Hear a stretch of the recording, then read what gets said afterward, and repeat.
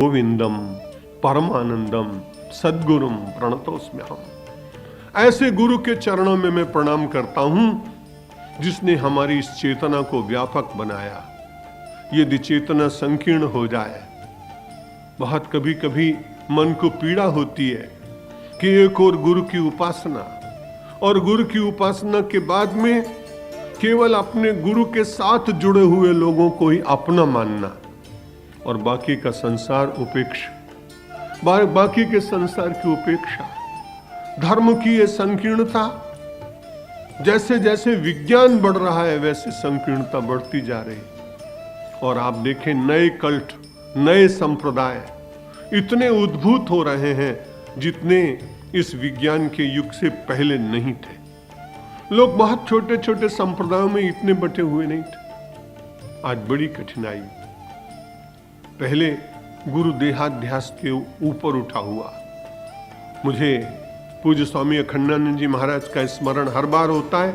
मैंने उनको बहुत निकट से, यदि मैं पहले से कहीं दीक्षा न लिया होता तो संभवतः मैं उनसे दीक्षा लेता, इतनी श्रद्धा। लेकिन मैंने देखा कि वो चाहे बड़े से बड़े लोग आए, अपनी एक बनियान पहने, एक कपड़ा पहने बैठे। देहाध्यास से ऊपर उठा हुआ व्यक्ति निश्चित रूप से कहीं अपने गुरु तत्व के भीतर लोगों को प्रवेश करा सकता है। देहाध्यास न हो, फिर ईषणाध्यास से ऊपर हो, धीरे धीरे उसकी ईषणाएं समाप्त हुई हो, वित्तेषणा, पुत्रेषणा, लोकेषणा, इन सारी ईषणाओं से ऊपर उठा हुआ व्यक्ति सद्गुरु के पावन पद को प्राप्त कर सकता है। जिन लोगों को केवल प्रदर्शनों के द्वारा, विज्ञापनों के द्वारा, पोस्टरों के द्वारा अपने सद्गुरुत्व की स्थापना करने का प्रयत्न करना हो, वे निश्चित रूप से अल्पजीवी होंगे। इतिहास उनका बहुत स्मरण नहीं कर सकेगा।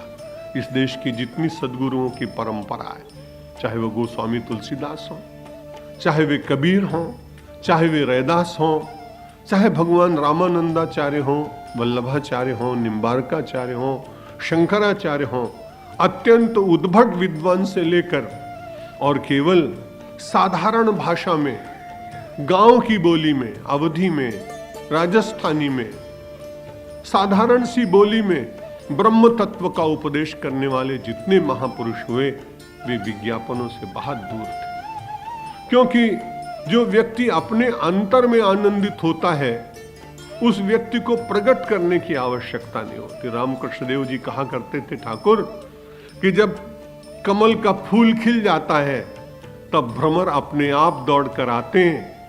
आज तक किसी कमल ने विज्ञापन किया हो कि मैं खिल गया हूं, ऐसा कोई प्रमाण मिलता नहीं। किंजल का पान करने, पराग का पान करने के लिए स्वयं अपने आप ही भ्रमर दौड़ चले आते हैं। इसलिए ऐसे गोविंद पादाचार्य जो प्रस्फुटित कमल है और जिनका पराग शंकराचार्य को आकर्षित कर रहा है, और जिस पराग का पान कर उनके व्यक्तित्व के भीतर एक सुवास आ रही है, सुगंध आ रही है, चेतना आ रही है, तेज आ रहा है, प्रकाश आ रहा है, आत्मसंतुष्टि आ रही है, ऐसे सद्गुरु को वो कहते हैं सर्व वेदांत सिद्धांत गोचरम। आपकी कृपा से मुझे ये ज्ञान हो गया, अहम ब्रह्मास्मि। मुझे ये प्रतीति हो गई कि जिससे मैं बात कर रहा हूं वो भी ब्रह्म रूप है। मुझे ये ज्ञात हो गया कि जिस जगत में मैं कार्य करूंगा या कर रहा हूं वो भी सारा ब्रह्म रूप है। इस परम तत्व ज्ञान की अनुभूति जिस गुरु गोविंद की कृपा से मुझे हुई है, उन गुरु के चरणों में मैं प्रणत हूं, बारंबार प्रणाम करता हूं।